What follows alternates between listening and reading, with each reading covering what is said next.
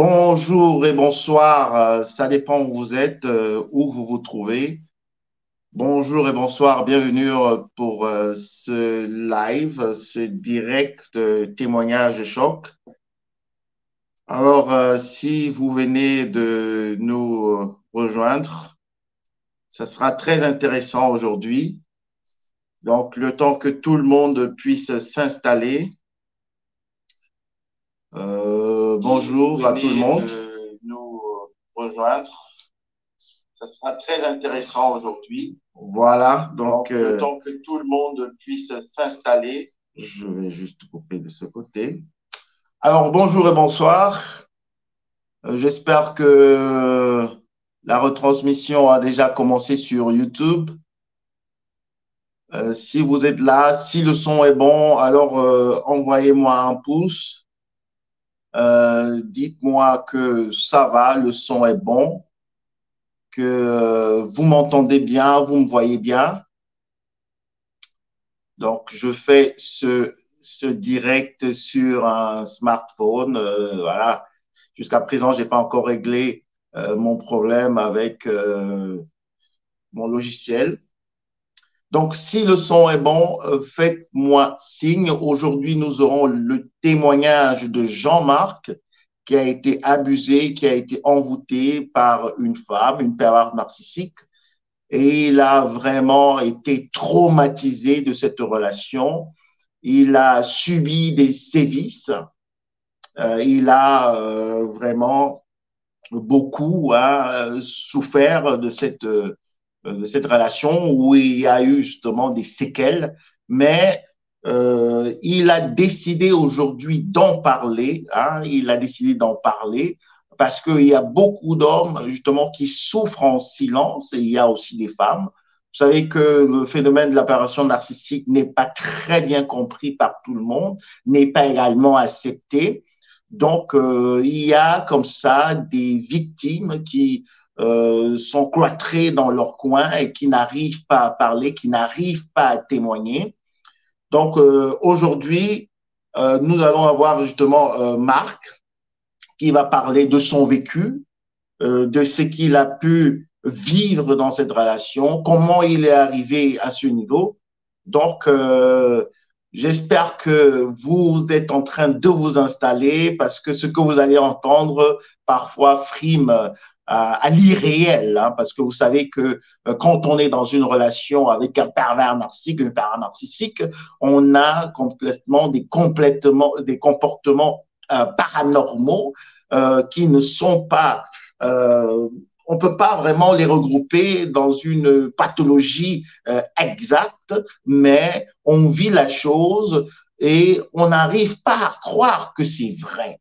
On n'arrive pas à croire et à accepter que ce qu'on est en train de vivre, c'est vraiment la réalité, parce que, comme vous le savez, ce sont des personnages de l'ombre qui ont des comportements vraiment très dysfonctionnels, qui vont souffler le chaud et le froid, et ça fait à ce que la victime soit vraiment perdue dans une dissonance et n'arrive même pas à cerner la personnalité de la personne avec qui il vit. Donc, installez-vous bien, installez-vous bien. Nous allons accueillir tout à l'heure, sans plus tarder, Jean-Marc qui va nous raconter son histoire, qui va nous dire ce qu'il a vécu et maintenant à quel niveau il en est avec cette situation. Alors, bonsoir à tous les vice-versalistes. Je vais juste saluer quelques personnes qui sont déjà là. Il y a Fifi qui est là. Bonsoir Fifi. Bonsoir Nadia, Nadia qui est là. Bonsoir à toi. Bonsoir Alfred Fana. Bonsoir. Bonsoir Inconnu Connu. Bonsoir une ancienne connue. Bonsoir également à Brigitte Garcia. Bienvenue. Bonsoir à Mimi M qui est aussi là et aussi à tous les autres qui vont nous suivre plus tard. Bonsoir à Alba Lucia, bonsoir. Et si le son il est toujours bon, ne manquez pas de me le confirmer. Bonsoir à Logo Philippe, à Lago Philippe, autant pour moi. Et si le son est bon, si vous me recevez 5 sur 5, alors là, nous allons faire entrer, hein, pas l'accusé, mais nous allons faire entrer maintenant la victime. HCM, bonsoir à toi et je vais introduire mon invité de ce soir qui est déjà là. Oh, l'invité, voilà. Alors, Jean-Marc est déjà là. Je venais de faire une petite introduction. Jean-Marc, bonsoir. Bonsoir, monsieur. Vous m'entendez bien? Oui, moi, je vous entends bien. Je ne sais pas aussi si tout le monde vous suit. Faites la vérification. Oui, je demande juste à ceux qui sont derrière parce que moi, je vous suis, mais je ne sais pas si tout le monde vous suit. D'accord. Alors, est-ce que vous suivez Jean-Marc?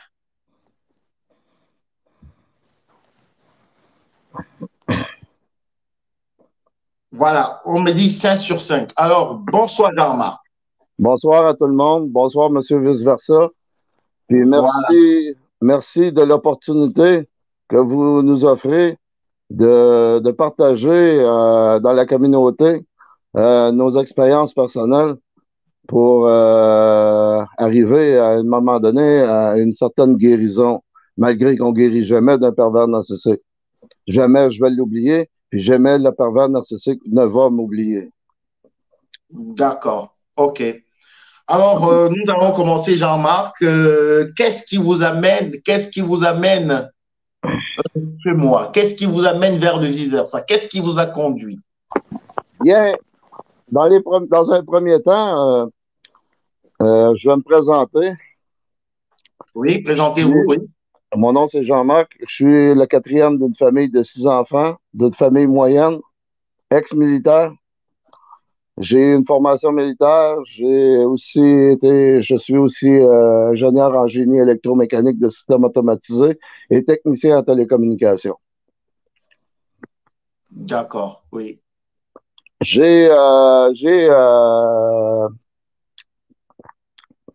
Qu'est-ce qui a fait en sorte que je vous ai rencontré, que je vous ai connu, c'est que je cherchais des questions à mes réponses.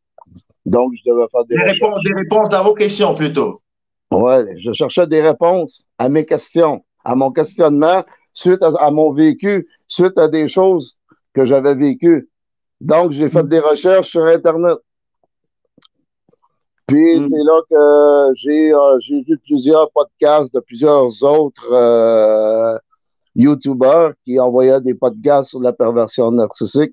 Mais bon, c'est vous qui a attiré mon attention, étant donné le fait que vous étiez exactement dans le mille. Comme on dit, c'était bullseye. Si vous avez Oui. tiré en plein centre de la cible, dans tout ce que vous racontez, c'est exactement la vérité. D'accord. Mm. Donc, il y a plus d'un an que je vous suis. Puis, dernièrement, j'ai vu que vous offriez la possibilité de témoigner, de faire un témoignage. Puis, je me suis dit, c'est le temps de me lancer. Puis, je me cacherai pas. Je me cacherai pas devant ces entités-là qui, eux, utilisent la noirceur, l'innommable pour faire ce qu'ils font. C'est impie, c'est vraiment la noirceur, c'est le démon même. Là. C'est comme que je vous ai envoyé des preuves de certaines choses, des photos, des enregistrements sonores aussi de ma femme, comment est-ce qu'elle parle, qu'est-ce qu'elle dit. Si vous voulez, durant le podcast ou dans un autre podcast, si vous le désirez, si la communauté le veut, on pourra approfondir le sujet par rapport au dire de ma femme avec des preuves que je possède. Vidéos, photos, messages textes, messages d'envoi sonore à sa famille. D'accord. On en viendra, on parlera de ça justement ce soir, on espère bien, parce que on a prévu à peu près 1h30 pour que vous puissiez justement passer votre témoignage. Et c'est encore un appel que je lance aussi à tous les hommes, hein, aussi à toutes les femmes qui veulent justement passer le message, parce que de rester dans l'anonymat, donne aussi souvent beaucoup plus de pouvoir, hein, de force à ces personnes parce qu'on souffre dans le silence, on n'arrive pas à communiquer, on se dit qu'on sera peut-être traité d'une mauvaise personne parce que justement le parent narcissique c'est quelqu'un qui sait bien retourner un peu les cartes, reprojecter le mal que lui-même il fait souffrir à ses victimes. Donc c'est souvent un vrai problème que beaucoup de personnes vont rencontrer, l'incompréhension des autres, mais aussi la peur de témoigner, la peur de s'affirmer, et surtout également pour les hommes, parce que les hommes ont cette image de la société qui veut qu'ils ne soient pas considérés comme des personnes aussi sensibles, qu'ils puissent juste encaisser les coups et rester justement dans le noir, dans leurs problèmes, tout seuls. Donc, alors, Jean-Marc, vous avez rencontré une femme, c'est ça, vous m'avez dit, parce qu'on a beaucoup échangé avant de passer aujourd'hui Ouais. sur cette antenne. Nous avons beaucoup échangé, vous m'avez envoyé beaucoup d'éléments, beaucoup de messages, des preuves de ce que vous avez vécu. Et comment vous êtes arrivé à rencontrer cette personne? Bon, ben d'abord, ça débute en juillet, mi-juillet 2021. Mais je suis arrivé en Haïti. J'ai traversé la frontière dominicaine. Je suis parti juste avant la pandémie de la COVID. Puis, étant donné que les dispositions puis les sanctions mondiales qui avaient été prises à ce moment-là, j'étais coincé en République dominicaine. J'avais fait la rencontre d'une Haïtienne là-bas. Puis cette Haïtienne-là, bon, on s'est quitté, on s'est laissé.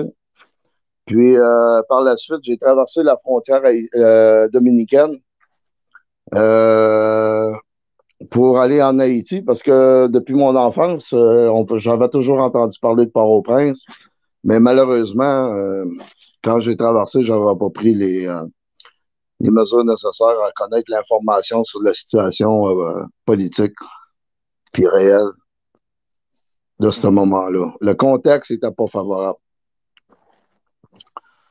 Puis surtout pas, désolé, je veux pas, il n'y a pas une question, dans tout ce que je veux dire, il n'y a aucun sexisme ou volonté de sexisme ou de racisme.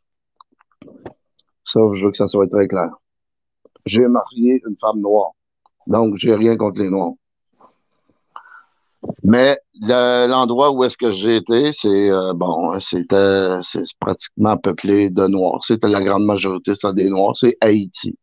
Oui, c'est clair. Vous êtes arrivé en Haïti. Est-ce que la question que je vais vous poser, vous êtes allé là-bas pour chercher l'âme sœur ou bien vous êtes allé juste pour du tourisme? Je suis allé là dans un premier temps pour voir Haïti, voir Port-au-Prince, puis voir qu'est-ce qui s'était produit depuis le séisme, puis des milliards de dollars qui ont été injectés. En tant qu'ex-militaire, je voulais savoir aussi qu'est-ce qu'on avait fait avec mon argent, une partie de mon argent, puis mes deniers que je payais, puis mes taxes. Puis j'ai vu aussi la corruption qu'il y avait là. Puis quand je suis arrivé là, en Haïti, par la suite, j'avais, comme je vous dis, j'avais déjà rencontré une femme haïtienne en République dominicaine qui m'avait déjà proposé d'aller faire un tour en Haïti. Donc, je me suis rendu là, pas vraiment avec l'idée de la revoir, parce que bon, ça s'était pas très bien terminé. Puis par la suite, je me suis logé au Gonaïve. Puis après ça, je me suis en allé, je suis arrivé au Gonaïve aux alentours du mois de mai. Ouais, au mois de Oui, mai. tout le monde ne connaît pas Jean-Marc, vous allez m'excuser. Peut-être aussi avec l'accent québécois. Hein, c'est-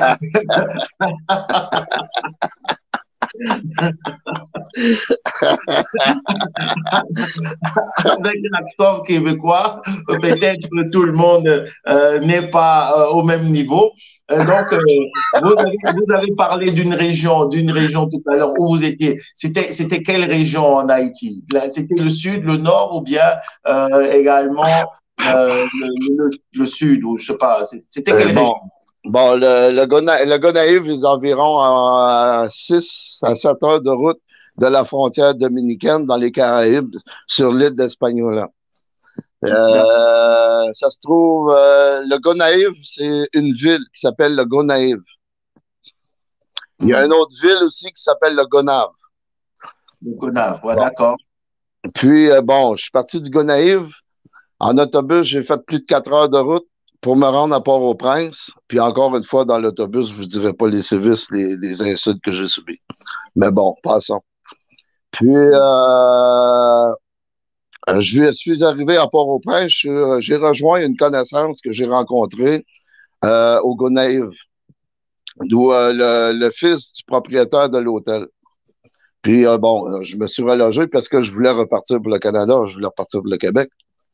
Puis, bon, puis ce qui s'est produit, c'est qu'il y a eu l'assassinat du président Moïse à ce moment-là. J'étais présent, j'habitais à peine 30 minutes, même pas 30 minutes à pied. Donc, on peut dire environ 10 minutes, 5 à 10 minutes en taxi. Hmm. Puis, j'ai été agressé une fois arrivé là. Par la suite, étant donné qu'il y a eu la loi martiale qui était instaurée, puis qu'est-ce qui se publiait dans les journaux, que c'était les Blancs qui avaient tué le président, puis tout ça, bon, ben. Puis déjà qu'en Haïti, faut mettre le contexte dans son contexte, là. Hmm. Hmm. En Haïti, ils ont subi d'énormes sévices, puis avec l'esclavagisme aussi. Faut mettre les choses Oui, dans le contexte. oui, oui, c'est vrai de parler un peu de ça pour que tout le monde puisse savoir à peu près le contexte, mais nous allons plutôt nous concentrer un peu plus sur votre relation. Donc, vous dites que vous êtes d'abord allé là-bas un peu comme un inspecteur pour voir ce qu'on faisait des fonds, de voir tout ce qui se passait avec l'argent des contribuables et tout. Mais maintenant, quand on commence à entrer dans le vif du sujet, comment vous avez rencontré cette femme? Bon, suite à mon arrivée à Port-au-Prince, à la capitale d'Haïti, j'ai recommuniqué avec. Elle est décédée aujourd'hui. Je suis désolé. J'ai des émotions qui montent. Laissez-vous aller, hein, laissez-vous aller. J'ai recontacté Antonise.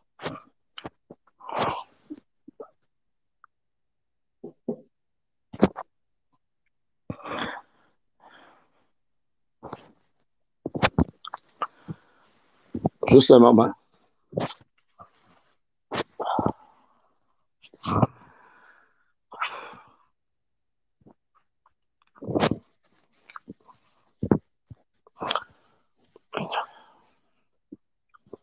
Donc, j'ai repris contact avec Antonise, étant donné le contexte de la loi martiale qui existait, puis étant donné que la propagande était partie, que c'était les Blancs, donc j'étais agressé à tous les jours. Le seul moment que je pouvais sortir, c'est pour aller faire un peu d'achat pour des denrées nutritives. Parce que le contexte de loi martiale qui avait été instauré à ce moment-là, on n'avait pas de possibilité de sortir de notre chez nous parce qu'il était à la recherche des tueurs.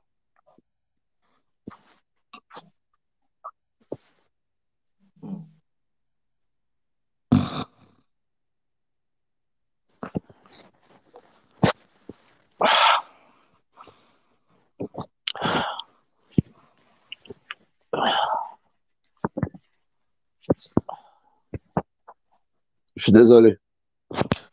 Il n'y a pas de quoi, il n'y a pas de quoi. C'est normal. Donc, donc, suite après la reprise de contact avec mon ex-conjointe, conjointe, mon ex-fréquentation, que je pourrais dire, Antonise, une Haïtienne que j'avais rencontrée en République dominicaine, je lui ai demandé si elle était rentrée en Haïti parce que c'était insupportable ce que je vivais, puis j'avais besoin de me trouver quelqu'un que je pouvais avoir au moins un semblant de confiance, que je connaissais quand même un peu, puis un endroit pour me protéger. Parce que l'ambassade canadienne, à ce moment-là, était fermée. Puis il n'y avait pas de service. C'est un autre sujet, ça. Puis ça n'avait pas lieu d'être. Surtout dans le contexte que j'étais.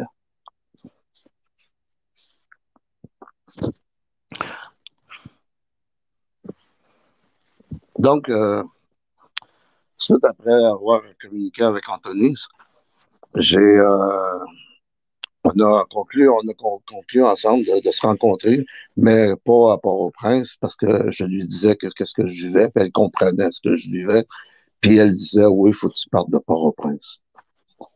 Viens me rejoindre au Caisse-Sud. C'est là que j'habite. Elle m'a donné les informations pour aller la rejoindre, ce que j'ai fait.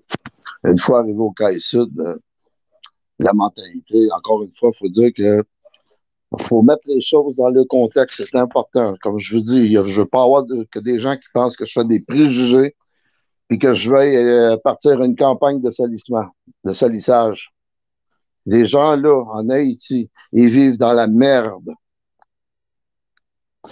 dans des sévices à tous les jours, psychologiques, financières, politiques. Puis qu'est-ce qui est véhiculé? C'est les Blancs, souvent les Américains, les Européens, les Français, qui sont le bouc émissaire de leurs problèmes. Mais il ne faut pas oublier que ces gens-là n'ont pas la possibilité d'avoir de la bonne information par rapport à la pauvreté qui est visible à tous les centimètres que tu vas faire en marchant.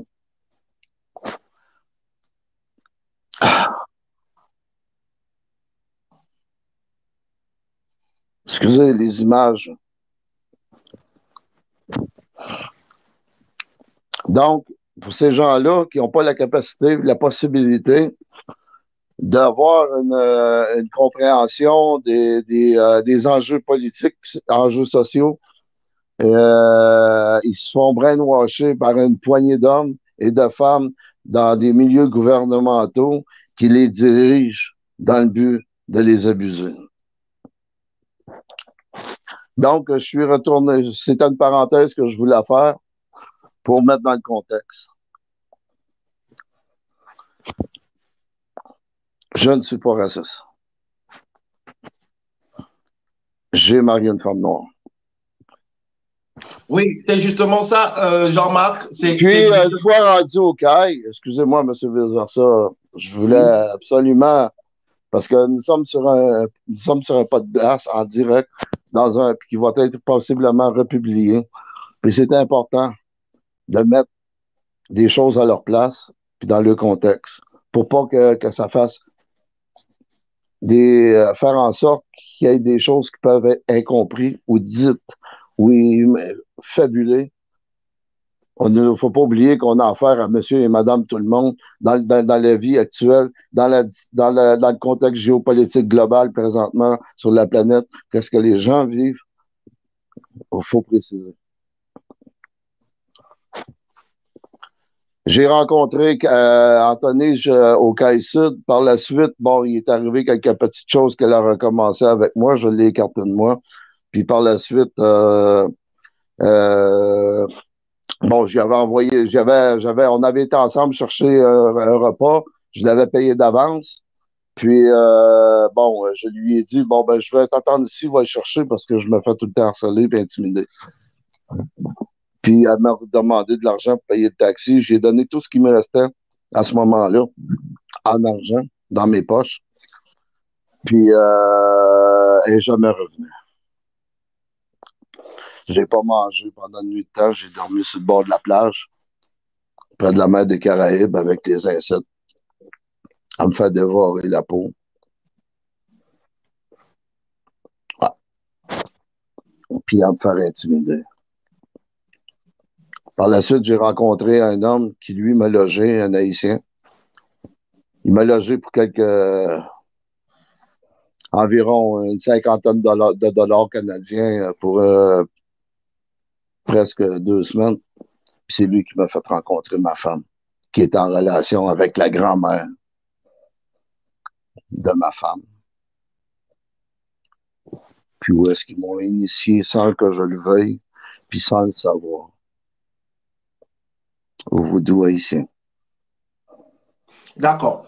Alors maintenant, on va vraiment entrer dans la rencontre. On a essayé d'avoir l'aperçu général, le contexte. Vous êtes donc entré en relation avec cette femme. Exactement. Exactement. Je suis rentré en relation avec elle. Puis, justement, à ce moment-là, elle avait un enfant. Puis, quand elle est arrivée devant moi, elle s'est sortie du sein pour allaiter l'enfant. Puis, mais j'ai vu la manigance, j'ai vu la stratégie pour m'attirer. Et puis vous avez été attiré par sa beauté. Qu'est-ce qui vous a attiré chez cette femme? Ben, oui, sa beauté. Je cherchais pas à avoir une relation avec elle comme telle, là, physique, là, sexuelle, whatever, là, à ce niveau-là. Là. C'était pas ma priorité. Moi, ma priorité, c'était de retourner chez moi au Canada parce que j'étais en danger. Puis, bon, de fil en aiguille, il s'est établi un genre de filet alentour de moi pour m'empêcher de partir, dont la grand-mère qui a retenu mon passeport, mon téléphone cellulaire. Il voulait me faire manger de la cervelle de bœuf. Ouais, jusque-là. Voilà. Alors, vous avez commencé justement à entretenir des liens plus étroits avec votre ex. Je pense, elle est encore votre femme ou elle est déjà votre ex? Ben, j'ai voulu faire le divorce, mais étant donné la situation, puis comment est-ce que ça fonctionnait, puis que ça fonctionne, c'était un trou sans fond. C'était un trou noir c'était un trou noir, là. Ça aspirait à tout ce que ça faisait, c'est aspirer de l'argent, là. Puis il n'y a même pas rien, même pas aucune procédure qui était faite. Les avocats prenaient de l'argent, puis bon, ils se la foutaient carrément dans les poches, là. Il n'y avait rien qui avançait. Mais bon, j'ai pas pu faire le divorce, puis je ferai pas le divorce après à la suite que tout ce que j'ai découvert sur ma femme, je paierai pas des frais d'avocat qui vont me coûter une fortune encore. J'ai perdu presque 100 000 là-dedans, dans cette histoire-là, canadien. Puis, ça m'a mis dans les sérieux problèmes. Donc, jusqu'à présent, vous êtes encore marié officiellement. Oui, Voilà. ouais. Par la suite, j'avais remarqué que la famille avait des comportements qui n'étaient pas vraiment cartésiens, rationnels, dans leur façon de faire, dans leur façon de parler. J'avais remarqué, il ne faut pas oublier que j'ai quand même une structure, je suis organisé. Malgré tout, je suis venu à bout de garder une certaine organisation puis respecter mes besoins de base qui sont énumérés excusez-moi, j'ai des émotions qui montent en même temps. Dans la pyramide de Maslow. Bon, j'étais toujours en mesure de garder le strict minimum de ces besoins-là. Ce qui m'a permis de survivre et de passer au travers. J'ai pas terminé de passer au travers, là. C'est pas réglé. Mais bon, là, je voyais aussi que ma femme, tout ce qu'elle rapportait sur moi, c'était carrément le contraire de ce que je faisais avec elle. Puis j'ai eu une discussion là-dessus avec elle. Je dis, pourquoi que tu dis des choses qui sont fausses sur moi? Comment tu peux dire ça? Comment tu peux prétendre dire m'aimer? Comment tu peux prétendre m'approcher? Comment tu peux avoir le désir d'approcher un homme comme moi que tu dis des choses pareilles? Des choses comme, mettons, elle a voulu vous prendre mes numéros de carte d'identité, de numéros de passeport, puis tout ça. Elle me disait que c'était son oncle au Canada qui voulait ça pour faire une vérification sur moi. Mais je dis, t'as pas le droit de faire ça. C'est illégal. Oui, mais quand vous avez parlé des comportements qui étaient un peu irrationnels de sa famille et tout. Est-ce que vous pouvez un peu dire concrètement, c'était des injures, des rabaissements, c'était quoi exactement? Ben, dans un premier temps, ça a commencé dans un repas que je voyais que ma femme, la façon qu'elle avait traité l'animal de façon vraiment pour qu'elle souffle, là. C'est pour le tuer. Comment est-ce qu'elle a procédé pour le tuer? J'ai pas aimé ça. J'ai dû moi-même intervenir pour couper les souffrances à l'animal, lui couper la tête. Parce qu'elle faisait souffrir l'animal, elle le piquait, elle torsionnait, là. C'était une torsion. Là, déjà là, les drapeaux rouges ils ont commencé à lever. Puis en plus, quand je suis arrivé pour manger, Il n'y avait plus personne à la table. Il m'avait servi un repas sur la table avec de l'animal en plus qu'elle avait fait souffrir. Puis, il y avait plein de fourmis. Moi, j'ai refusé de manger ce repas-là. De un, je voyais encore l'animal souffrir, de un. Puis de deux, avec les fourmis qui circulaient dans l'assiette, je n'étais pas intéressé de manger. Par la suite, j'ai mis le repas de côté, je ne l'ai pas mangé. Puis le repas, il a traîné sur la table pendant pratiquement 3 jours. Je trouvais pas ça normal que des gens qui n'avaient pas rien à manger n'aient pas pris le repas pour eux-mêmes. Fait qu'un autre drapeau rouge qui s'est levé. Puis en Oui. plus, la grand-mère qui m'avait dit que je devrais commencer à manger de la cervelle de bœuf, puis avoir certaines procédures de comportement qui se reflètent à eux autres, que moi, je sentais des énergies très basses dans leurs endroits, à leur endroit. Puis, qu'est-ce qui se rapportait sur moi? J'avais, j'aimais pas ça. Tout était reviré à l'envers. C'était de l'enfumage. Même son oncle au Québec, il me disait que t'étais avec ma nièce pour le sexe, pour son corps, blablabla. Écoute, là, c'était une autre affaire qui m'a allumé. Donc, ça veut dire qu'on vous maltraitait, on vous servait de la nourriture avec des insectes, on vous demandait plutôt de manger la cervelle de bœuf. Il y avait aussi des intrigues, des insinuations et aussi à quel niveau justement vous avez commencé à constater que votre ex, bah, en tout cas votre femme encore présente, est également, je peux dire, perverse, ou bien qu'elle est dangereuse et toxique. À quel moment? Ou bien Bon, ça a été un processus? c'était un processus. Mais je voyais qu'elle avait des comportements anormaux. Par la suite, j'avais prêté de l'argent justement à l'homme qui m'a présenté ma femme, puis qui devait me rembourser dans les quelques jours qui suivaient, puis qui ne l'a jamais fait. Ensuite de ça, ben, chez la grand-mère, on s'est rencontrés. Puis ma femme m'avait dit que l'homme qui était que avec le monsieur qui m'a présenté ma femme, il allait chez eux puis qu'il essayait d'avoir des attouchements sexuels. Je ne ferais pas, je ferais pas mention de l'histoire que quand j'ai trouvé un condom qui traînait en plein milieu du salon, puis qu'il y avait un homme qui était là puis qui attendait, puis que ma femme apparaît.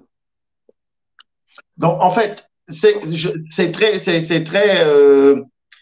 important ce que vous êtes en train de dire là et aussi en même temps très poignant. Donc, ça veut dire que votre femme avait des rapports avec d'autres hommes à votre présence, c'est ça? J'ai bien suivi?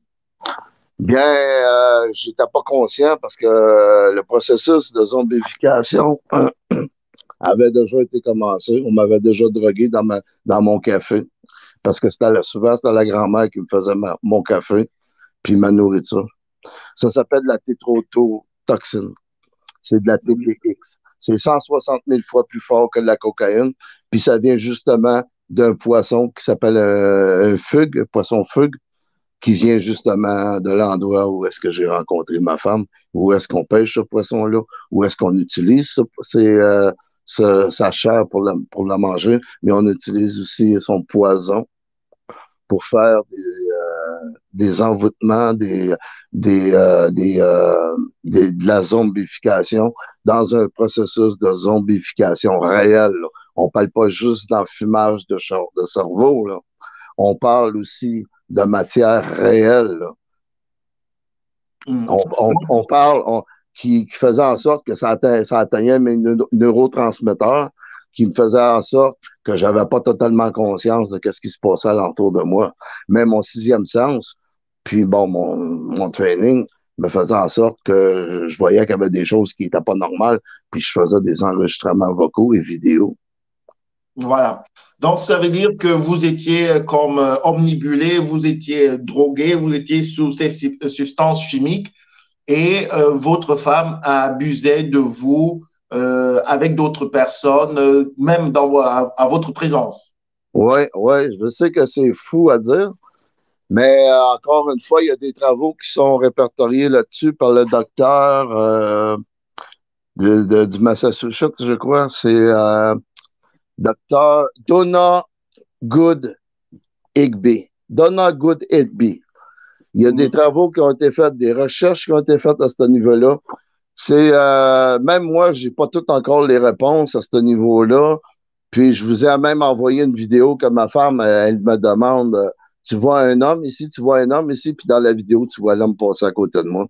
Plus du image par image que je vous ai envoyé une photo Oui, vous qu'un m'avez homme. envoyé une image d'une personne voilà, qui passait tout près de vous. Vous étiez inconscient. Donc, ça veut dire que elle vous droguait comme ça. Et pendant que vous étiez dans cet état d'inconscience, elle abusait de vous, elle couchait avec des hommes aussi à votre présence. Ouais, puis j'en étais même pas conscient. Vous imaginez? Oui, Vous oui, oui. imaginez, ces gens-là auraient pu passer à côté de moi, auraient Mhm. pu m'ouvrir, me planter un poignard du nombril jusqu'à la gorge, Oui, parce sans que que j'en sois conscient. justement, comme vous êtes en train de parler de ça, si vous me le permettez, je vais faire suivre un message que vous m'avez envoyé. Oui, Et puis, vous allez nous expliquer exactement, parce que vous m'avez envoyé beaucoup, beaucoup de matériel, où elle vous disait justement, si je retrouve le message, il est quelque part là. Voilà, je pense qu'il est retrouvé. Je vais le faire passer et puis on va suivre ensemble. d'accord. Ah, si je ne t'aimais pas, tu serais jaloux pour tout ce que tu m'as fait. Ok? Si je t'aimais pas. C'est parce que la chose qui est dans ma tête, c'est pas mon corps, c'est la chose qui est dans ma tête. Ok?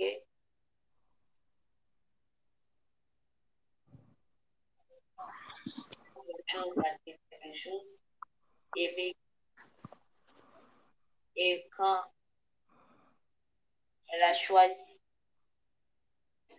quelqu'un, je ne peux pas le dire. Ok? Ils m'ont choisi, je ne peux rien faire. Ils m'ont choisi, je ne peux rien faire.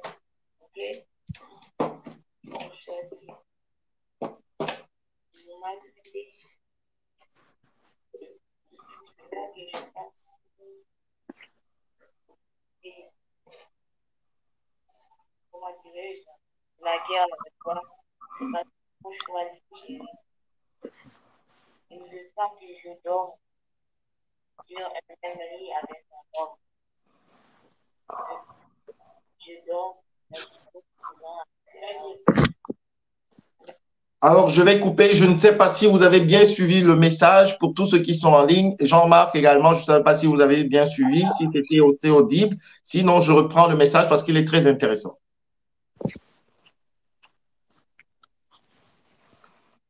Je ne sais pas si vous avez bien suivi le message, mais je reprends. Hein. Si je t'aimais pas, si je t'aimais pas, tu seras déjà mort pour ce que tu m'as fait. Et si je t'aimais pas, c'est parce que la chose qui est dans ma tête, c'est pas mon corps, c'est la chose qui est dans ma tête. Alors, je vais mettre une pause ici. Je ne sais pas si vous avez tout bien suivi. On dit que c'est inaudible. Alors, la femme dit, j'ai malheureusement pas, je vais trouver une autre solution pour cela. Mais la dame, elle dit en fait que si elle n'aimait pas Jean-Marc, alors qu'il serait déjà mort, il serait déjà mort, c'est elle-même, c'est la chose qui est dans sa tête, c'est la chose qui est dans sa tête qui lui pousse à faire avoir ce genre de comportement. Et quand la chose m'a dit quelque chose, Et elle dit quand la chose lui a dit quelque chose, en fait, elle était envoûtée aussi, cette femme. Oui, elle est envoûtée. C'est un processus qui est, écoute, on parle de magie noire, on parle, écoute, faut mettre encore une fois les choses dans le contexte de la vie, de la réalité haïtienne, là. C'est de la pauvreté. Ces gens-là font de la magie noire, utilisent des loas, des esprits, dans le vaudou. pour obtenir des grâces, des faveurs, pour essayer d'avoir une bonne vie, mais ils ont des sacrifices à faire pour obtenir ces faveurs-là, de ces lois-là, de ces esprits-là. Ils doivent sacrifier une personne dans la famille, qui est la famille, dans la famille, comme bouc émissaire, qui, elle, doit endosser, puis être la victime qui va être prise pour faire vivre des choses humaines à des esprits maléfiques. Ouais, c'est du vaudou, en fait. Ouais, exactement. Mais le vaudou, il y a 21 nations dans le vaudou. Puis le vaudou haïtien, il provient du Bénin, de l'Afrique actuelle. Effectivement. Mais suite à plusieurs choses, on ne rentre pas dans l'anthropologie puis dans tous les détails, là, mais juste pour donner une petite idée aux gens, aux auditeurs qui nous écoutent de la communauté, c'est puis même encore aujourd'hui, c'est utilisé, là. C'est utilisé même dans les pays dits développés, puis où est-ce que en France, au Canada, en Europe, en Angleterre, ils utilisent la magie. Oui. Donc, ça veut dire que vous étiez toujours sous cette substance, vous avez été abusé plusieurs fois. Et quand vous Ouais. repreniez souvent conscience de vous, comment était votre réaction? Pourquoi vous n'êtes pas vite parti? Pourquoi vous Ben, n'êtes pas quitté de cette relation? dans un premier temps, j'étais envoûté. J'étais envoûté. Ok? On avait fait de la sorcellerie sur moi, de la magie noire. Je sais que qu'est-ce que je veux dire là, c'est quand c'est pas connu, quand c'est Non, pas mais c'est vécu. aussi clair, c'est aussi clair, c'est aussi clair, parce que d'après ce qu'elle dit, elle dit, Et quand la elle dit que quand la chose qui est en elle a choisi une victime, alors elle ne peut pas faire autrement. Donc, elle était possédée, cette femme. Ouais, ouais. Elle était possédée. Puis c'est une femme qui, d'après moi, encore une fois, j'expliquerai pas tous les détails, parce que c'est pas possible en ce moment. Mais d'après, elle savait qu'est-ce qu'elle vivait. Elle essayait de sortir de cette emprise. Puis j'étais à sa porte de sortie, puis on a fait bien vite fait de m'éliminer, ou essayer de m'éliminer, puis jusqu'à aller à me tuer. Dans le processus de zombification, j'ai des enregistrements, puis des preuves aussi, puis des preuves de positionnement GPS dans les historiques de déplacement GPS qu'on m'a emmené dans un salon mortuaire. On m'a fait traverser l'île d'Haïti sans que j'en sois conscient pour m'amener dans un cimetière pour procéder au processus de zombification. J'ai aussi d'autres informations, d'autres enregistrements que je pourrais vous envoyer de d'autres personnes qui confirment le processus.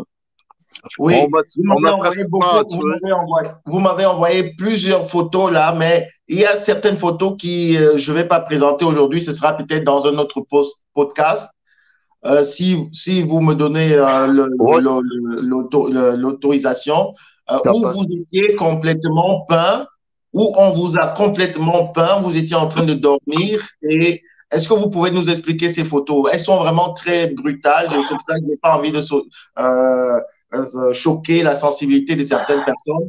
Dans un autre podcast, je vais essayer de mettre tous les documents que vous avez mis à ma disposition, aussi à la disposition du public. Mais est-ce que vous pouvez m'expliquer où vous êtes complètement, je vais dire, vous êtes nu, vous êtes couché et vous êtes peint. Et est-ce que c'était là aussi déjà, on peut dire, c'était une procession pour le sacrifice, pour vous sacrifier? Ouais, ouais, c'est un processus, c'est un rituel vaudou pour me mettre sous leur emprise. Comme vous voyez sur la photo, j'ai un signe de croix en rouge sur le cœur. Oui, vous avez un signe de croix en rouge sur le cœur. Vous êtes complètement, vous avez une posture d'une personne qui est complètement évasive, qui n'est pas Ouais. présente. Je suis dans un état catatonique. J'ai juste à peine la conscience d'être en mesure, j'ai juste la force de prendre le téléphone pour faire un enregistrement vidéo puis des photos. Puis j'avais aucun moyen d'être en mesure de parler. Même je peux vous envoyer un enregistrement sonore d'une Oui, personne qui confirme. oui. C'est la tétrodotoxine. Toxine. C'est comme le GHB, la drogue du viol. T'as aucune connaissance, aucune conscience. T'es une marionnette. T'es pareil comme un. T'es une marionnette. Oui, et en plus, il y a une petite vidéo de 2 secondes que vous m'avez envoyée où vous êtes complètement badigeonné, vous êtes couché, vous avez les yeux vraiment très perdus là. Et il y a quelqu'un qui ricane à côté. C'était elle qui ricanait? Ouais, ouais. Voilà. OK. D'accord. J'étais là, c'est vrai. Mais j'étais tellement en discussion avec ma nièce. Alors, on va continuer. Essayez de nous parler. Donc, maintenant, vous avez pris conscience de ça. Parce que, comme j'ai dit, on va faire un autre podcast parce que vous avez tellement de choses encore à dire. Et dans le deuxième podcast, on va encore entrer un peu plus dans la magie noire, l'envoûtement et toutes les drogues et les substances chimiques que vous avez pu ingurgiter. Alors là, maintenant, vous prenez conscience. Vous prenez conscience. Et qu'est-ce qui vous empêche de partir? Ben, premièrement, j'avais conscience qu'il y avait des choses qui ne fonctionnaient pas. C'est quand on était à l'hôtel Adriana à Jacmel que j'ai vu qu'il y avait des choses qui empiraient. Là, je vous ai envoyé des photos de mon état, ma femme qui m'avait dévisagé avec une rampe à fromage, une rampe à légumes, dans une crise narcissique parce que je lui faisais part de mes perceptions, je lui posais des questions, puis elle n'était pas en mesure de répondre à mes questions, mais elle répondait violemment.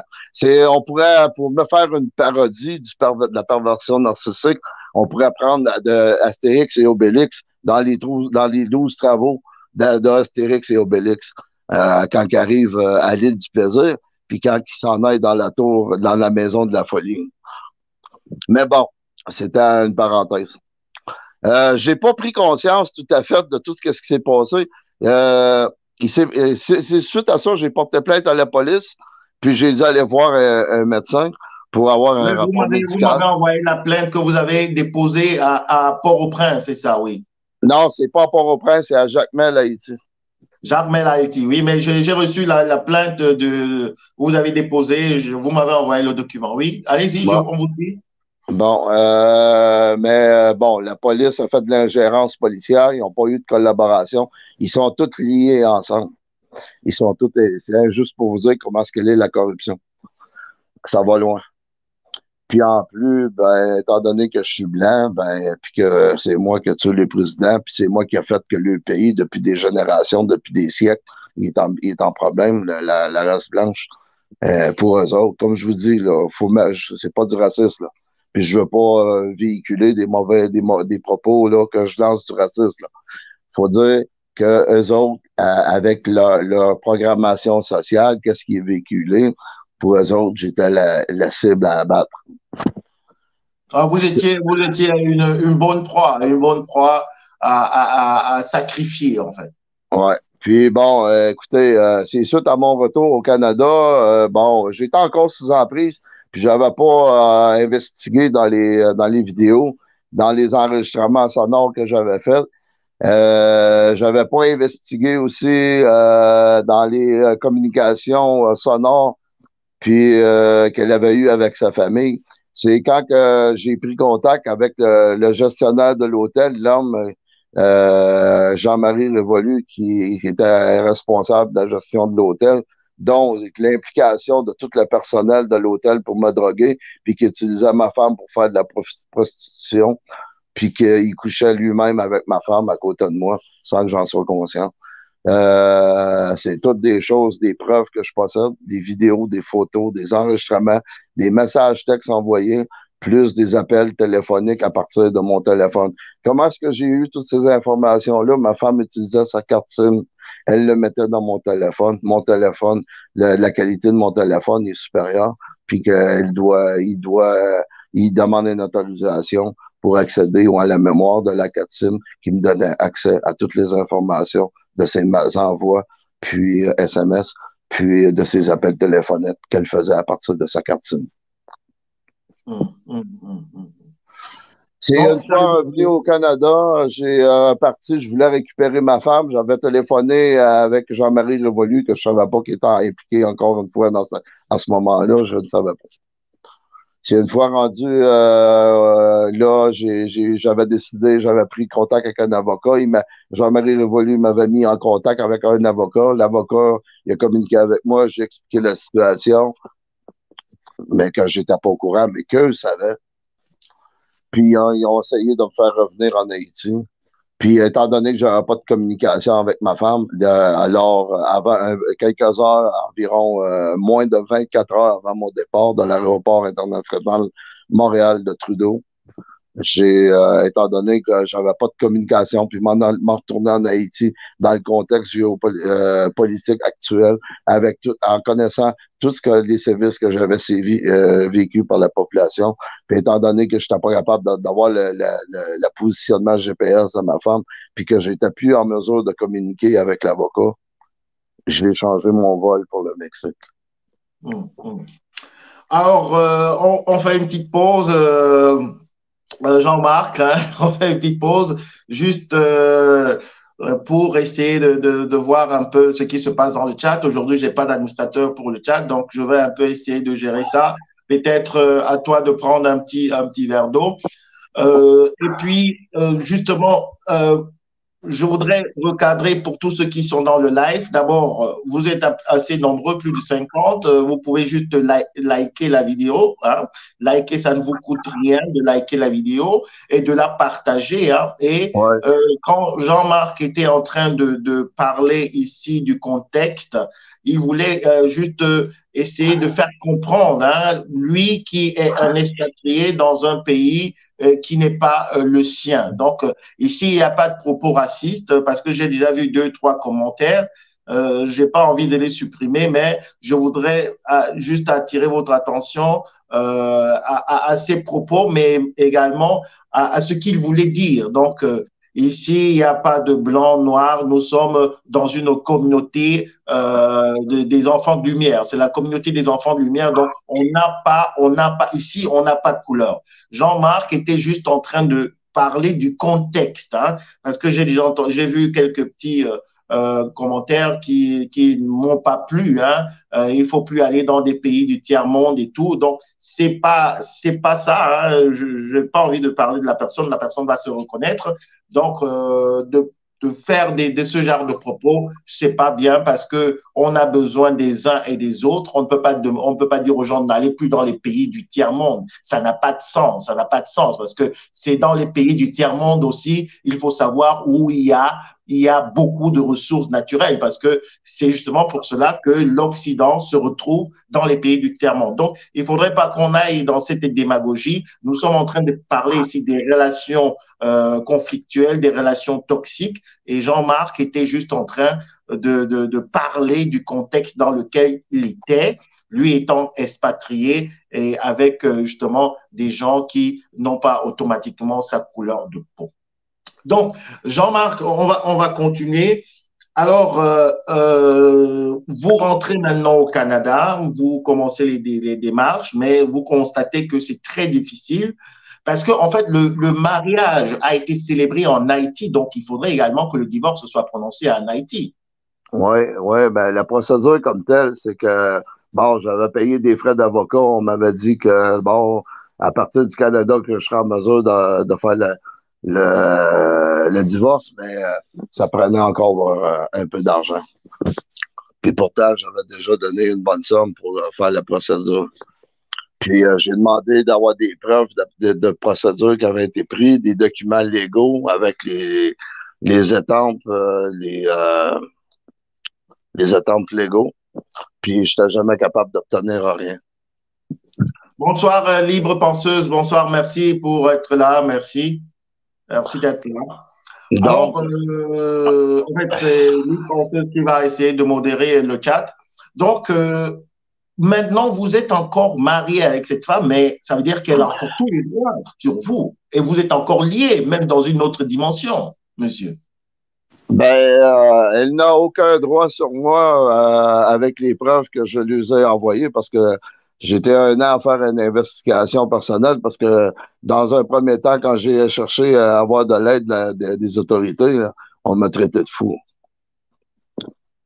Oui, parce que vous m'avez envoyé également, si je peux parler de ça, hein, vous m'avez envoyé un vocal, je pense, qui était avec l'employé de l'ambassade du Canada en Haïti. Un quoi? une employée de l'ambassade du Canada en Haïti.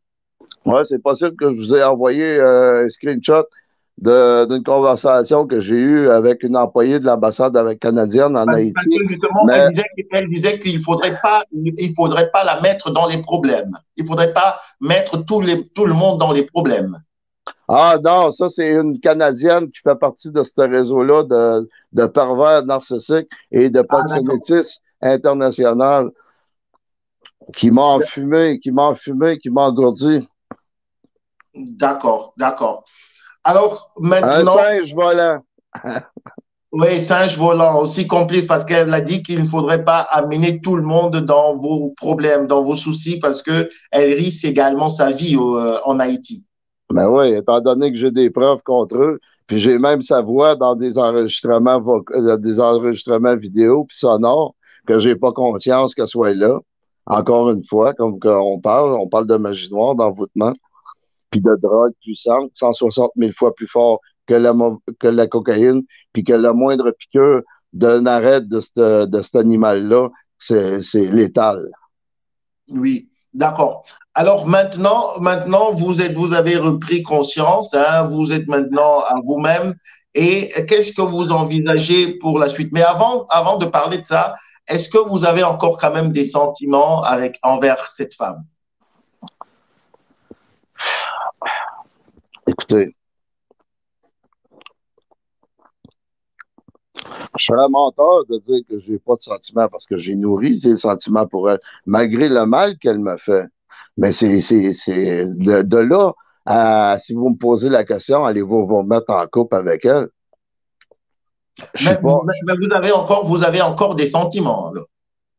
oui, mais disons que les sentiments, sont beaucoup moins forts, surtout en sachant qu'elle avait des moments de conscience, elle avait, puis qu'elle n'a pas intervenu. Mais je comprends que l'emprise familiale, puis le contexte, on parle de la diaspora, là, on parle de mafia, là, puis on parle d'envoûtement, on parle d'utilisation d'esprit, là, on parle d'un autre domaine aussi, là. On parle pas juste de la dimension terrestre, de la troisième dimension, là. On utilise aussi des esprits dans l'invisible, du monde de l'invisible. Je vous ai même envoyé des photos et des preuves de conversation. Ma femme, je suis au Mexique, puis j'enregistre ma femme parler avec un Espagnol, puis que l'Espagnol dit en espagnol, si puedo le tengo, est-ce que je peux le prendre?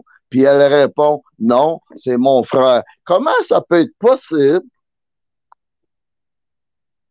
que je sois à plus de 3000 kilomètres d'île d'Espagnola de ma femme, que moi je suis à mon hôtel au Mexique, puis que je puisse enregistrer ma femme à côté de moi avec un homme qui parle espagnol, puis qui lui demande de pouvoir me prendre.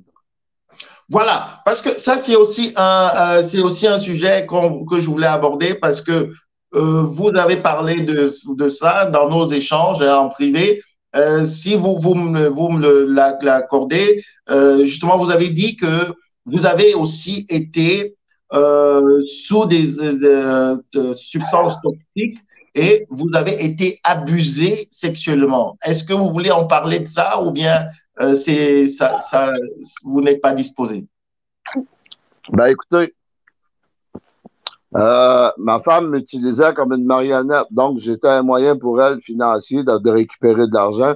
Puis je louais un penthouse où est-ce qu'il y avait des gays, puis où est-ce qu'il s'est passé des histoires là, qu'on reparlera, on pourra peut-être parler de cette histoire-là dans un autre moment, mais qu'il y a encore une histoire à ce niveau-là, de perversion narcissique, sexuelle, abominable. C'est vraiment, écoutez, Donc, c'est horrible. ça veut dire qu'elle elle était comme proxénète, elle vous mettait sous substance chimique et elle vous livrait à des hommes. Ouais. Ouais. J'ai même des enregistrements. Parce que, étant donné que, comme je vous dis, comment est-ce que je suis arrivé à faire tous ces enregistrements-là? C'est ben, mes perceptions, puis des signaux, des voyants, que je me disais, bon, puis quand que je prenais, quand elle me donnait de la nourriture, je me sentais pas dans un état normal. Je m'endormais, je voyais que je partais dans un drôle d'état. Je prenais mon téléphone, puis je démarrais des enregistrements. Mhm. Oui, quand vous étiez toujours déjà en train de remarquer que vous êtes en train de perdre un peu conscience. Ouais. Oui. Donc, vous avez fait. Mais aussi, ce que je veux juste savoir, hein, vous êtes libre de répondre à une question si ça vous intéresse ou bien si elle est un peu très poussée, alors vous pouvez aussi ne pas répondre. Mais donc, elle autorisait aussi pour elle, c'était une sorte aussi de fantasme de vous voir être utilisé par des hommes et aussi peut-être parfois, parce que vous étiez presque inconscient, vous étiez dans un état second, mais elle vous laissait aussi quand même accéder à votre téléphone. Pardon? La dernière? Elle vous laissait accéder quand même à votre téléphone pour filmer. Faut pas, Ben, c'était comme une domination suprême sur vous. ben, le téléphone, je l'avais toujours sur moi. Parce que l'autre téléphone qu'elle a brisé, puis qu'elle m'a, avant de m'ouvrir le derrière de la tête avec un cendrier, pour signer des pactes avec ces lois, parce qu'il faut faire couler le sang, hein, pour faire des ententes avec les esprits. Voilà. Parlons justement de ça. Vous avez été plusieurs fois agressé physiquement. Vous m'avez envoyé des photos où on vous a presque entaillé, hein. Vous étiez en On train de m'a, saigner partout. Est-ce que vous pouvez un peu nous parler de ça un peu?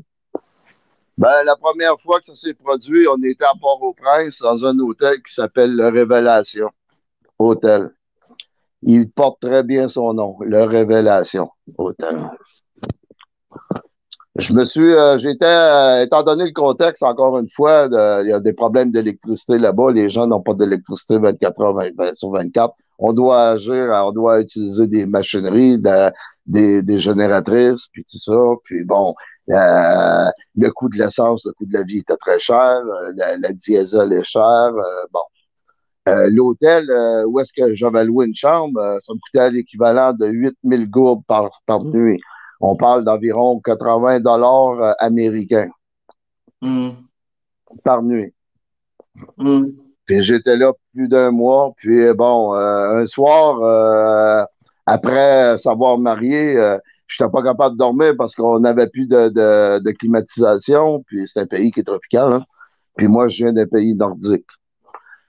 hum, Puis bon, j'avais donc je me suis installé sur une table devant un ventilateur parce que le ventilateur n'est pas sur le même réseau électrique que que la clim. La clim, on parle de 220 volts, là. Le ventilateur, on parle de 110 volts, là. On parle pas du même réseau, là. hum, Donc, pour faire fonctionner les ventilateurs, ils devaient utiliser une génératrice. hum, Puis la génératrice ne fonctionnait pas parce qu'il n'y avait pas de pétrole pour faire fonctionner l'équipement. Là, je m'étais assis devant le ventilateur. Là, étant donné que là, j'étais frais, j'étais allé me recoucher. Puis là, elle me donne un coup de coude dans les côtes, côté droit. Puis elle me dit, qu'est-ce que tu fais? Tu t'es marié? J'ai même un enregistrement que je te vous enverrai, de vidéo de ce moment-là. Elle m'a ouvert elle me demande, qu'est-ce que tu fais? Tu t'es marié? Tu as fait l'état civil? C'est quoi cette histoire-là de faire l'état civil? Là, je lui demande, puis là, un pervers narcissique, quand tu commences à raisonner puis à poser des questions, puis on dirait que tu te déstabilises puis qu'il veut reprendre le contrôle, donc il agit d'une façon différente, agressive, en ce qui me concerne. Donc, et puis, elle vous a tapé avec des objets tranchants. Ouais, ben, le prix cendrier de plus de 5 centimètres de vitre d'épaisseur, puis elle me l'a foutu en arrière de la tête d'une violence incroyable. Les genoux m'ont plié carrément. Je me suis ramassé au sol, puis dans une mort de sang, puis elle ne m'a jamais aidé. Elle ne me s'est jamais excusée. Puis dans l'enregistrement, on entend encore une fois, elle me dit, tu as fait l'état civil, tu t'es marié avec quelqu'un pendant que je dormais, tu peux pas prendre une femme dans la même chambre, dans la même maison que ta femme. C'est quoi cette histoire-là? Moi, je connais pas ça, là. Là, je lui dis dans l'enregistrement, on m'entend très bien, c'est quoi que tu me racontes là? Hey, comment est-ce que comment est-ce que moi, à plus de, il était environ 1 heure du matin, en pleine nuit, comment est-ce que l'officier de l'État civil pourrait venir dans un hôtel, venir me marier dans la même chambre que toi pendant que tu dors, puis moi, en plus que je baise avec elle à côté de toi? Comment est-ce que ça peut être possible une telle folie? Puis j'ai tout enregistré ça, là. Puis c'est par la suite qu'elle m'a foutu un cendrier derrière la tête que j'ai pratiquement perdu conscience. Excusez-moi de rire, hein, mais Non, mais je comprends. Je vous pardonne, je comprends. parce que parfois, vous entendez ce genre de fantasmes, même, des histoires farfelues qui sortent des bouches des paroles narcissiques et vraiment, c'est à retourner un cadavre, en fait. Oh, plus qu'un cadavre, je crois. En fait, ce sont des inspirations qui viennent de l'au-delà. En fait, c'est pour ça que je les appelle les petits enfants des ténèbres, parce que c'est vraiment c'est des affabulations, hein, des choses qui sont vraiment très, très difficiles pour le commun des mortels de pouvoir saisir. Hein. Ouais, écoutez, moi, j'étais abasourdi qu'elle me lance une telle chose. Mais c'est surtout suite à ça, suite à cet événement-là, qui a fait en sorte que j'ai documenté par la suite pendant presque 3 mois, pratiquement tous les jours, même des conversations qu'on était en moto, en taxi, qu'elle demande à des hommes de coucher avec elle, qu'elle ne demande pas d'argent, juste coucher avec elle. Et les hommes, ils viennent coucher avec elle à côté de moi dans mon lit. Puis elle me donne des substances pour dormir. Ouais, mais c'était une humiliation vraiment très, très, très grave. Hein. Donc, J'ai arrêté seulement qu'une humiliation. Mais c'était comme ça pratiquement tous les jours. ouais, ouais, ouais, ouais, ouais, ouais. Alors, il y a quelqu'un, Nina, qui voudrait intervenir plus tard, participer au live. Nina, je ne sais pas, ou bien tu voudrais aussi poser des questions à, à Jean-Marc, mais comme on a dit, on va faire ce podcast en deux parties. Donc, aujourd'hui, c'était la première partie. Hein, pour parler de ça parce que Jean-Marc a vécu des choses vraiment incroyables dans cette relation. Il m'a envoyé beaucoup, beaucoup de documents qu'on ne peut pas exploiter aujourd'hui parce que sinon, ça nous prendrait plus de 3 heures de temps. Donc, on va essayer de reparler encore d'autres pratiques qui étaient un peu plus mystiques, hein, mystiques parce que là, c'était vraiment un envoûtement sur ces substances et aussi tout ce que vous avez, vécu. Donc, là, j'ai un appel, il y a quelqu'un qui appelle. Donc, il y a ces deux volets. Mais Jean-Marc, j'aimerais également vous poser encore une question. Vous avez dit que vous avez encore des sentiments envers elle. Donc, ça veut dire que en même temps, vous pouvez encore peut-être, si vous la revoyez, recommencer avec elle ou comment?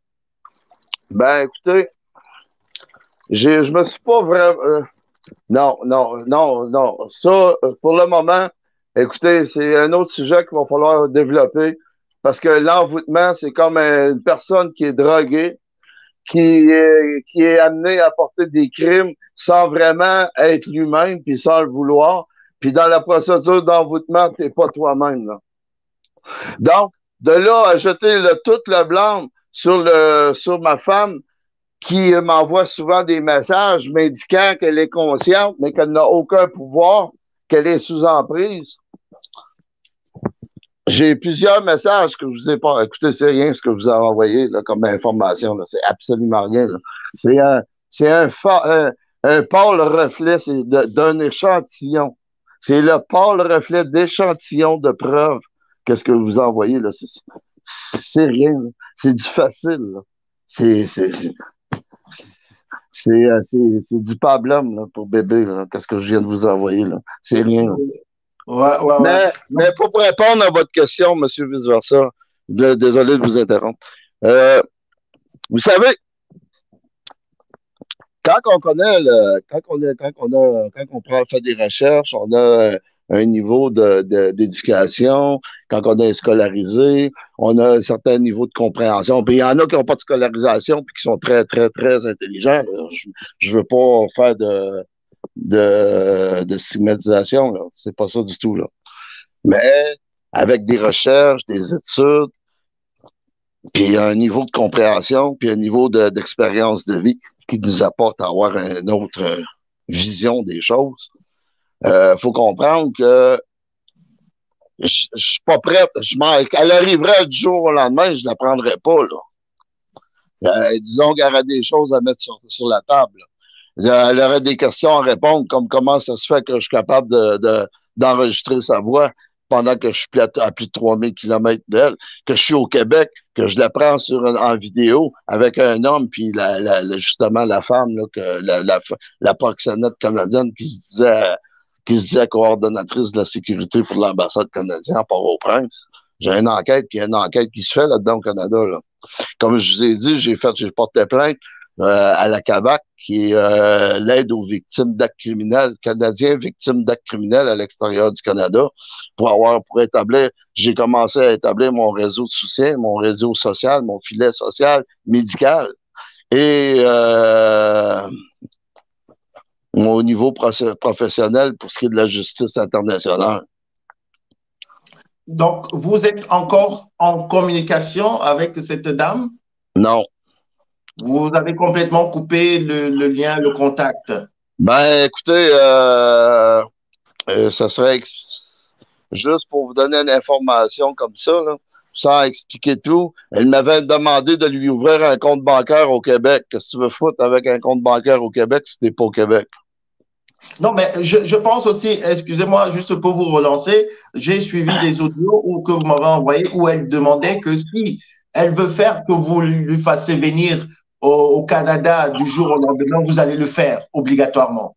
Parce qu'elle pense, vous êtes encore sous son emprise d'après elle. Ouais, elle croit. Ben, écoutez, vous savez, dans la zombification, puis dans qu'est-ce que j'ai vécu, il y a un genre de... Puis dans la procédure, le rituel qui était fait de me droguer, de me tuer, de me réanimer, plus le rituel de voodoo qui est très, très complexe, puis qui est répertorié, avec le docteur, dont le docteur Von Arx, Nicolas Von Arx, un anthropologue médecin de l'Université de médecine du Québec, qui a communiqué avec mon médecin traitant, parce que même mon médecin traitant, il m'envoyait en psychiatrie, là. Même lui, là. Puis j'ai dû le forcer un peu, mon médecin, puis qu'il prenne contact avec, puis qu'il vérifie mes dires par rapport à ce médecin-là, anthropologue qui a fait ses recherches, puis qui lui a confirmé. Depuis ce temps-là, mon médecin, il m'a même pas prescrit de médicaments de psychotiques, là. Et maintenant, après tout ça, comment vous arrivez à vous en sortir? Parce que je constate que vous n'avez pas encore complètement tourné la page. On va parler dans un autre podcast des envoûtements, un peu du côté mystique. Mais pour vous, quelle est la suite? Quelle est la suite? Comment vous pensez vous reconstruire? Parce qu'il y a encore quelque chose, vous êtes encore liés maritalement. Ouais, je suis lié maritalement, mais la façon que le mariage a été fait, ça, c'est encore une autre chose qu'on va parler dans un autre podcast.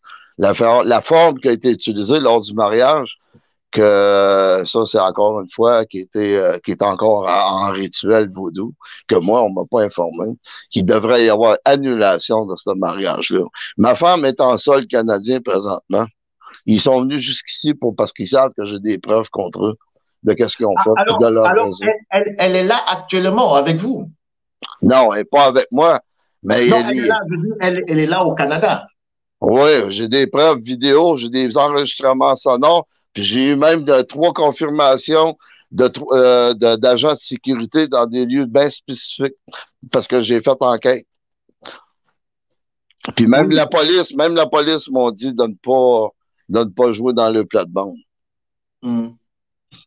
Oui, donc ça veut dire que là maintenant, elle est là, est-ce que ce ne serait pas l'occasion de lui faire une main courante ou bien de demander le divorce, si vous avez son adresse?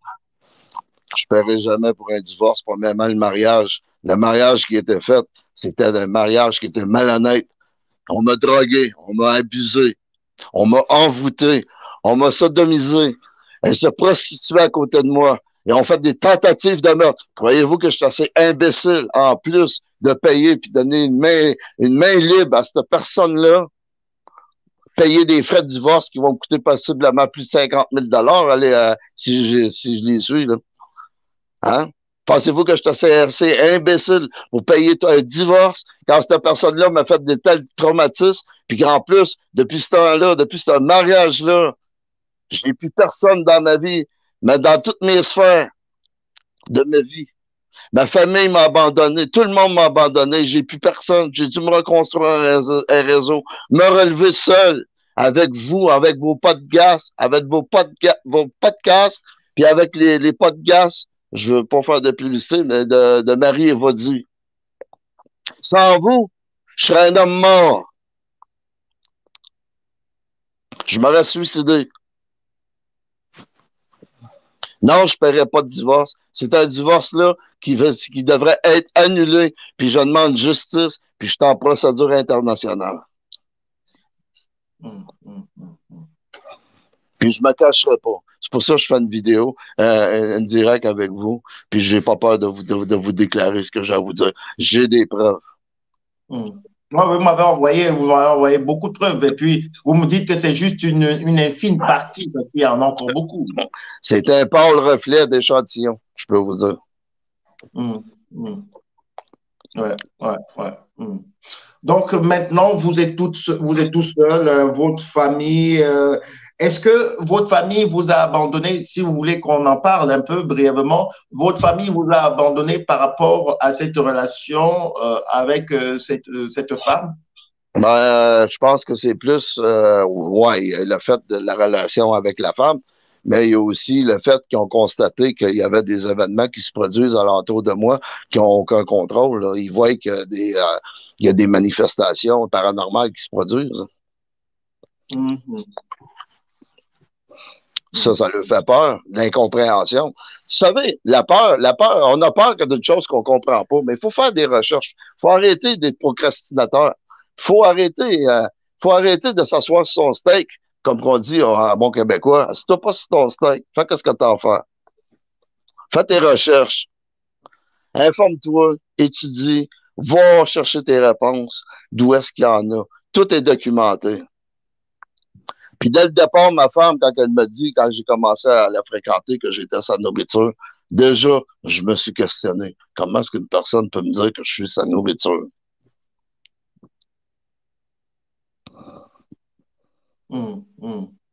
Donc, quand vous êtes rentré, la séparation avec votre famille a commencé quand vous étiez encore en Haïti ou bien c'est quand vous êtes rentré? Quand je suis rentré. Quand je suis rentré, puis les choses ont évolué encore de mal en pis quand j'étais au Mexique, parce que j'avais changé mon vol d'Haïti pour le Mexique. Puis quand j'avais changé mon vol pour Haïti, je venais à bout de communiquer avec l'avocat qui était dans le dossier, l'avocat Poustin, incorrompu. Puis je lui ai dit il me demandait si j'étais arrivé en Haïti. J'ai dit non, j'ai changé mon vol pour le Mexique parce que je n'étais plus en contact avec vous, puis que c'était pas censé d'être comme ça. Puis en plus, j'avais pas le positionnement GPS de ma femme. Donc, puis étant donné le contexte géopolitique d'Haïti, il n'était pas question que j'entre en Haïti sans avoir des gens, des ressources alentour de moi. Alors, Monsieur Jean-Marc, est-ce que pour ce premier podcast d'aujourd'hui, parce que nous avons prévu 1h30, je pense que c'est très fatigant, surtout de faire remonter encore ces choses à la surface. Ce n'est pas facile. c'est vraiment très, très difficile de revivre cela parce que quand vous en parlez, mais je pense que c'est aussi une forme de thérapie et aussi de sensibilisation parce que il y a beaucoup d'hommes et aussi de femmes qui restent justement dans le silence, qui ne veulent pas parler de ça vraiment à visage découvert. Et aussi, on peut comprendre. Mais c'est souvent, moi je veux aussi donner un conseil à tout le monde, hein, à ceux qui sont encore toujours en train de garder, je peux dire, ces toxines en eux. Il faut faire cette cure de désintoxication en parlant, en étant ouvert, hein, en étant ouvert et aussi en essayant de chercher de l'aide. Surtout, je parle ici précisément pour hein, les hommes qui veulent toujours penser qu'ils sont des Rambo, qu'ils peuvent ils peuvent survivre dans n'importe quelle jungle. Ils sont des personnes qui ont vraiment des carapaces émotionnelles, mais pourtant, on voit que beaucoup d'hommes sont toujours affectés par rapport à ces relations toxiques et ça laisse toujours beaucoup, beaucoup de traces hein, parce qu'il y a un traumatisme, il y a des choses qu'on a vécues et aussi, surtout dans votre cas, des choses très troublantes. Quand on revit cela, ça donne aussi d'une manière, on s'en veut de n'avoir pas compris cela très tôt. Ben, Je ne sais pas si, monsieur, vous êtes arrivé déjà à ce niveau non, ou d'avoir non, fait un non, peu la paix avec vous-même. non, non, je m'en veux pas, je m'en veux pas. Je ne m'en veux pas. Je me suis pardonné. Puis si on aurait toute une boule de cristal pour savoir qu'est-ce qui nous attend à un coin de rue à un moment donné dans notre vie, si on aurait toute une boule de cristal, personne ne ferait d'erreur, personne n'apprendrait de leurs erreurs, puis personne ne pourrait aider personne. Je ne m'en veux pas. J'avais à vivre ces choses-là. Si je les ai vues, c'est parce que si je les ai vécues, c'est parce que au-delà de moi, au-delà de toute chose, la lumière, la divinité même me l'a accordé parce que j'avais l'énergie qu'ils m'ont accordé. Ça, c'est une autre affaire que je vais vous parler des énergies que j'ai reçues. J'ai même des preuves, encore une fois. Je vous dis, ce que j'ai à vous montrer, c'est même pas répertorié. On en parle, on l'écrit, on rapporte, mais on n'a pas de preuves. J'ai des preuves de tout ce que je vous avance. J'ai été protégé par des anges, puis ils sont réels. Ouais, ouais, ouais. Puis OK. Je sais que de dire ce genre de choses-là aujourd'hui, en 2023, c'est pas. Écoutez, là, moi, là, je m'affiche, je suis conscient, là, je m'affiche, là. Je m'affiche, là, je suis de votre tribune, là. Puis je sais pas combien de milliers de personnes qui vont regarder cette vidéo-là, là. Je m'affiche, là. Je suis conscient de ce que je vous dis là. J'ai des preuves de tout ce que je vous avance. Dieu existe réellement. La lumière divine est là. Je l'ai vu moi-même. J'ai même des enregistrements de tout ce que je vous dis. Mais de là à vous dire que je vais m'en vouloir puis m'apitoyer sur mon sort, non. Non, désolé. Je ne suis pas de cette trempe-là. C'est quand tu vois la guerre que tu vois si tu es vraiment un guerrier. Effectivement, effectivement. Donc, vous, vous êtes un guerrier, vous avez quand même pu survivre à tous ces sévices, à tout ce traumatisme et maintenant vous êtes en train de vous reconstruire et ça, c'est une très bonne chose d'avoir aussi voulu en parler aujourd'hui. Donc, je ne sais pas si quelqu'un voudrait peut-être vous poser une question, si quelqu'un qui est en ligne, parce qu'on arrive déjà presque à la fin de notre tribune, de notre premier podcast aujourd'hui. Donc, voilà, Jean-Marc qui nous a quittés hein, d'une manière très brusque, peut-être il va revenir. Alors, je ne sais pas si vous avez encore des questions pour Jean-Marc, qui vraiment sort de très loin, il faut le dire. Et puis, je pense que si vous êtes tous sur cette plateforme, c'est parce que vous avez été d'une manière ou d'une autre affectés par des comportements des pervers narcissiques. Désolé pour le départ. Je pense certainement une fausse touche parce que vous, dans le backstage, vous êtes même encore à l'intérieur, mais il n'y a pas de souci. J'étais juste en train de récapituler ici. et Vous entendez?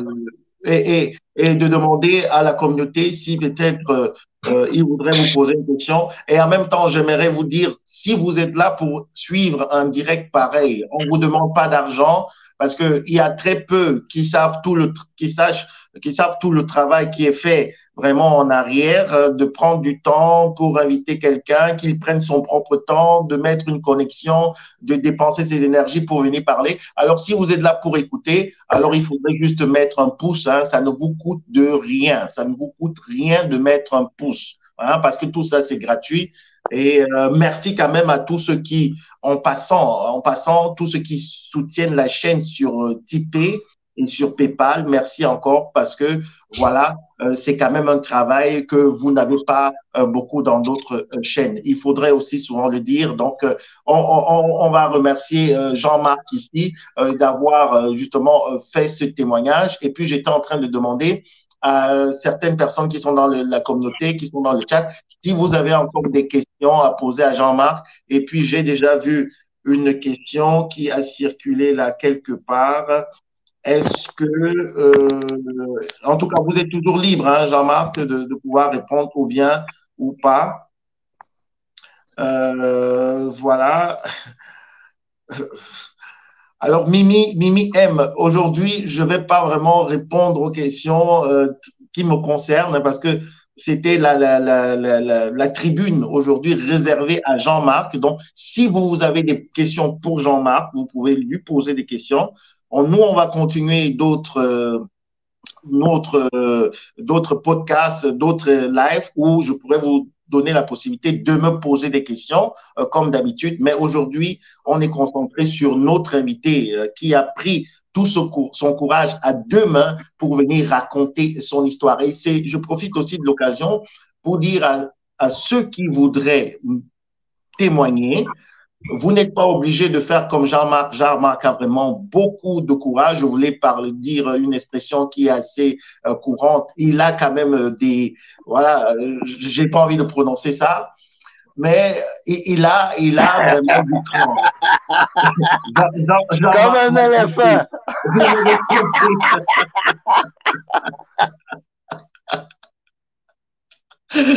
Jean-Marc a quand même, voilà, lui, il m'a compris en tant qu'homme.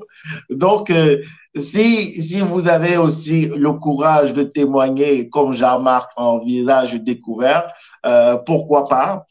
Pourquoi pas, hein? Ou bien vous pouvez plutôt essayer d'éteindre juste votre caméra, mais aussi de témoigner parce que ça profite à beaucoup de personnes. Hein.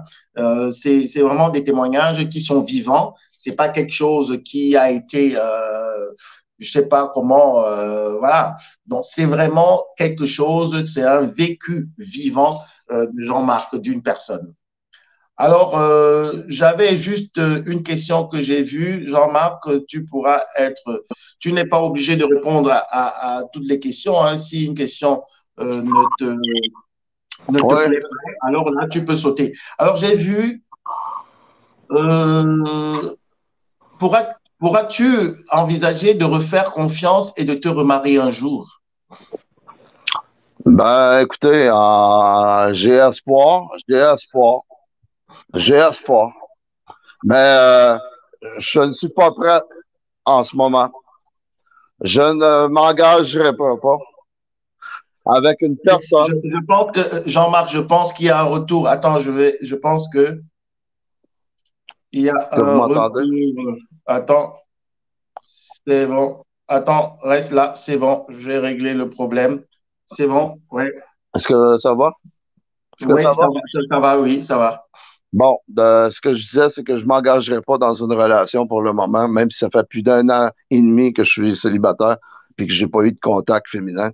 Je m'engagerai pas avec une personne dans les conditions actuelles, dans les procédures actuelles, pour lui faire vivre le pire cauchemar de sa vie. Personne ne mérite ça. Je suis assez responsable pour ne pas faire vivre ça à personne.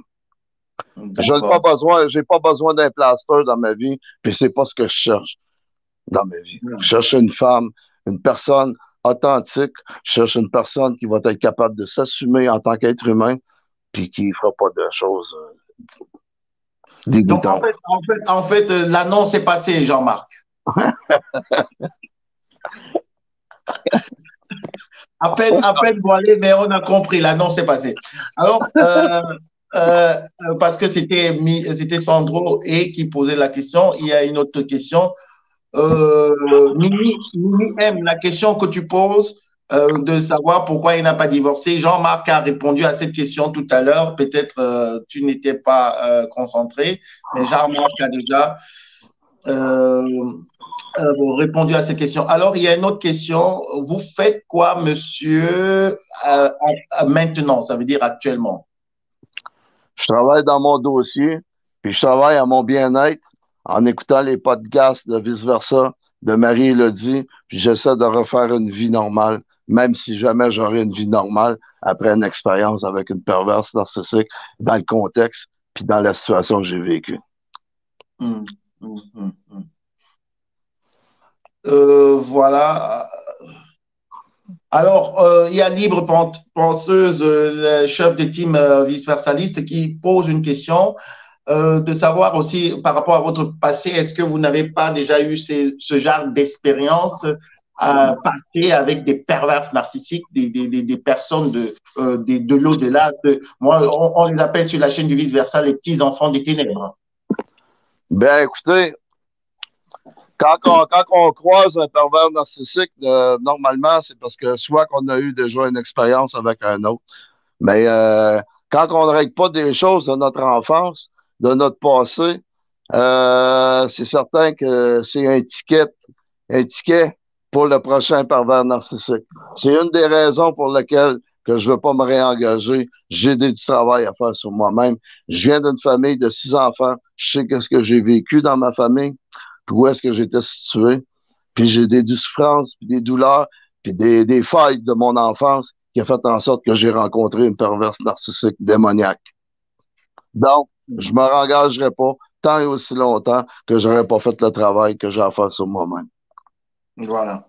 Alors, il y a une autre question. On va peut-être encore prendre deux questions avant de clore ce direct aujourd'hui. Un direct qui sera qui aura peut-être un problème d'enregistrement parce que je ne sais pas s'il sera encore sur YouTube avec le chat parce que le chat est souvent intéressant. Peut-être vous aurez le direct sur YouTube, mais sans chat. Donc, il faut vraiment en profiter aujourd'hui. Alors, il y a une autre question que j'ai vue qui, est-ce que cette femme vous laisse tranquille actuellement? Bien, écoutez, je pense que, tu sais, quand tu fais face à un pervers narcissique, tu lui mets ses vérités en pleine face. Puis en plus, moi, dans ma situation, avec mon histoire, ces gens-là, ils savent que je détiens des preuves contre eux autres, qui vont les traîner devant la justice internationale. Oui, elle me laisse tranquille en ce moment.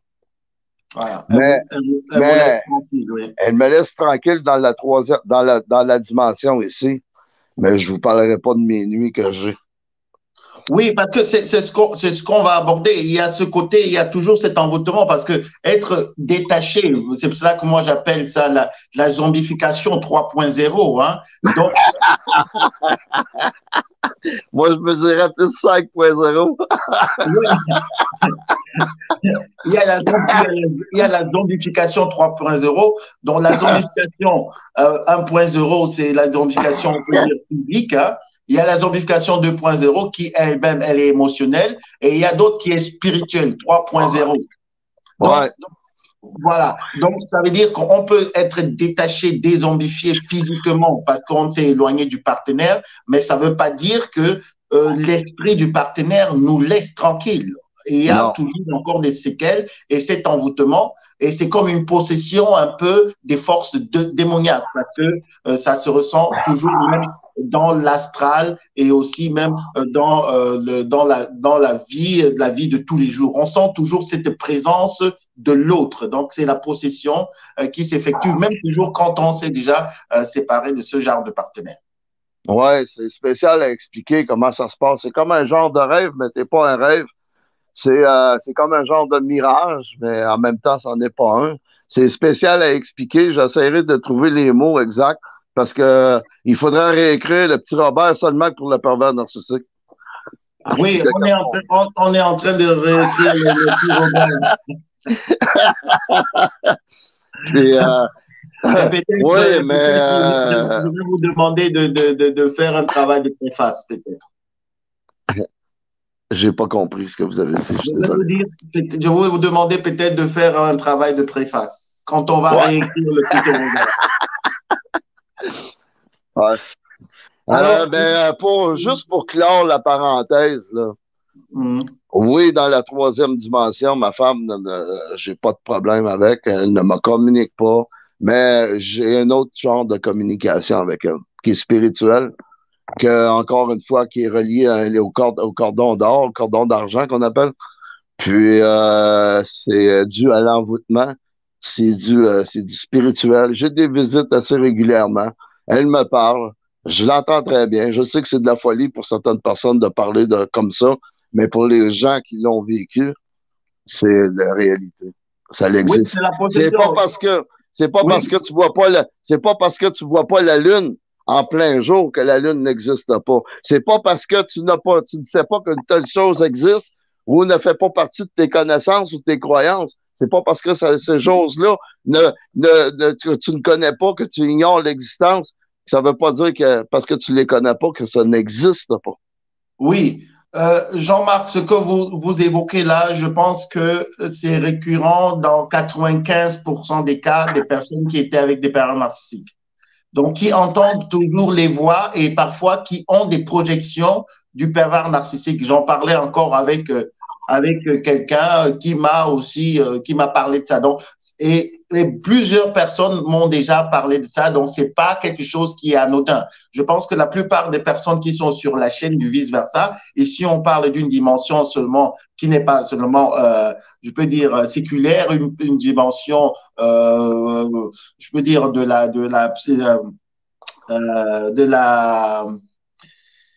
Dieu.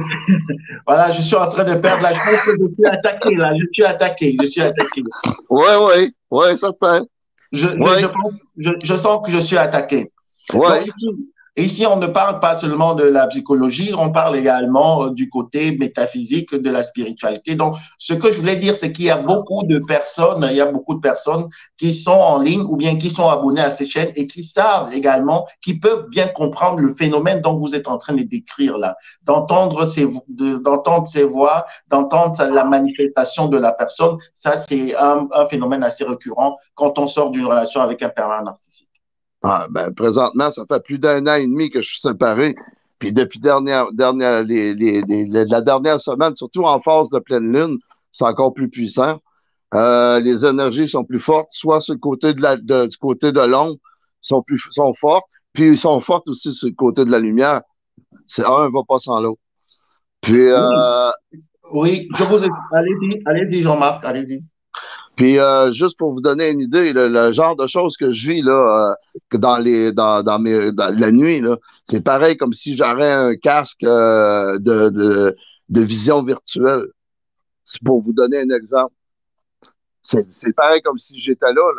Mais c'est comme du virtuel. Écoutez, j'ai même des odeurs. Ça, c'est vrai, il y a des odeurs, il y a des senteurs, il y a des projections.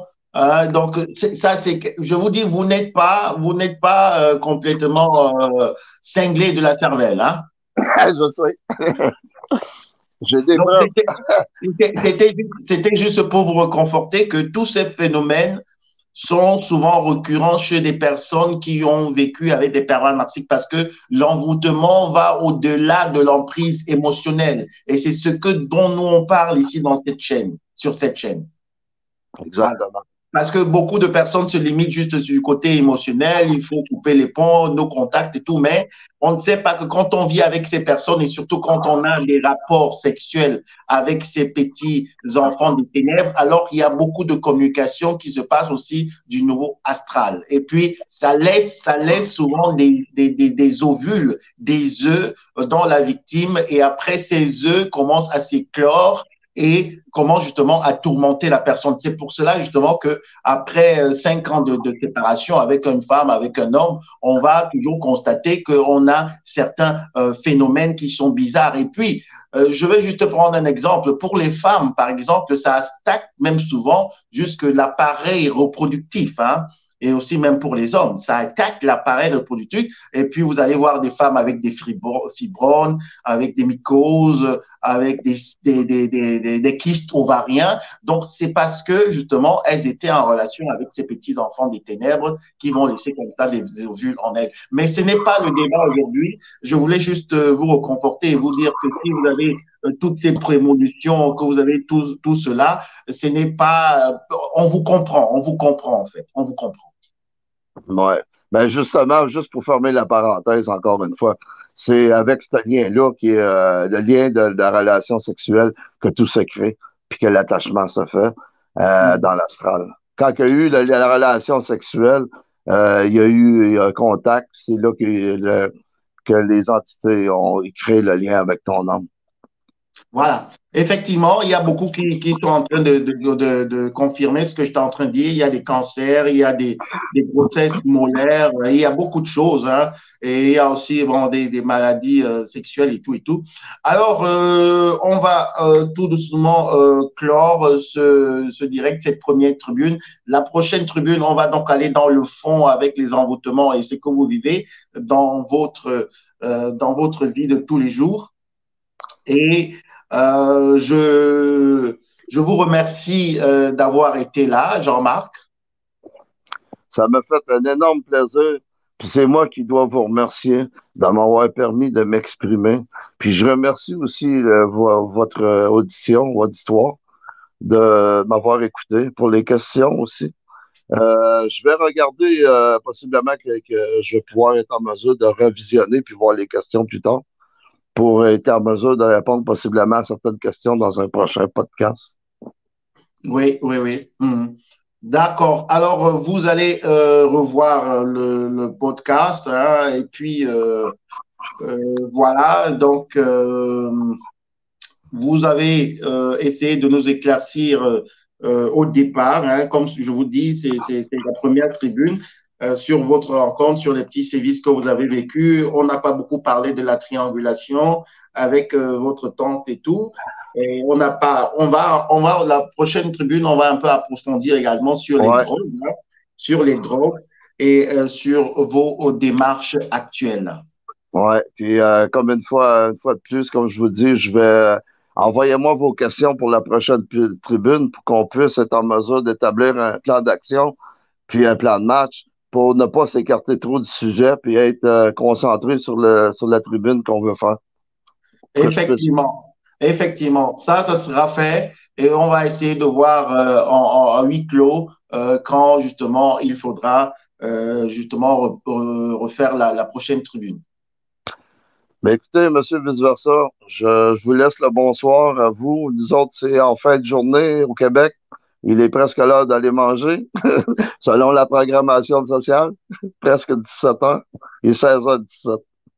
Donc, je vous remercie infiniment. Je remercie aussi votre, votre gentillesse, puis votre grande force, puis de persévérer, parce que c'est vrai ce que vous avez dit, on subit des attaques, là, pour pas qu'on parle. On a subi des attaques. Les Mhm. problèmes électroniques qu'on peut avoir, c'est d'autres attaques qui sont faites aussi.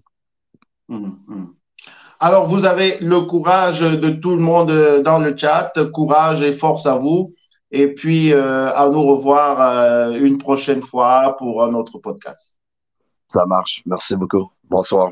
Merci beaucoup. On Bonsoir. garde contact. On garde le contact. Au revoir. Bye bye. Bye bye. Au revoir. Alors, merci à tous ceux qui étaient là. Merci à tous ceux qui étaient là aujourd'hui. Oh, je suis en train de faire. Euh, voilà, c'est mieux comme ça. Voilà, merci à tous ceux qui étaient là aujourd'hui. Merci. Et voilà, donc merci pour les likes, pour les pouces, pour les partages. J'espère que vous avez pu profiter de ces témoignages. Jean-Marc va encore revenir une autre fois pour nous parler un peu de ce qu'il vit actuellement, la zombification qu'il est en train de vivre, les envoûtements, la possession aussi qu'il vit du côté mystique. Et tout cela est dû justement euh, à sa relation qu'il a eue avec cette perverse narcissique. Alors, merci encore d'avoir été là. Merci pour tout. Merci pour ceux qui likent les vidéos, qui soutiennent la chaîne sur Tipeee et sur PayPal. Merci beaucoup pour tout. Alors, voilà. Je vais vous laisser. Hein. On attend votre nouvelle chaîne YouTube qui sera plus profonde. Voilà. Il y aura encore beaucoup de choses qui arrivent. Donc, vous savez que le travail de vidéaste, c'est un travail qui demande beaucoup d'énergie, surtout quand on le fait. Hein. On le fait vraiment avec corps et âme. Hein. Donc, ça demande beaucoup d'énergie. Après, même un podcast comme ça, on se sent un peu vide, hein, parce que voilà, ce sont des énergies, c'est une force qu'on essaye un peu de communiquer.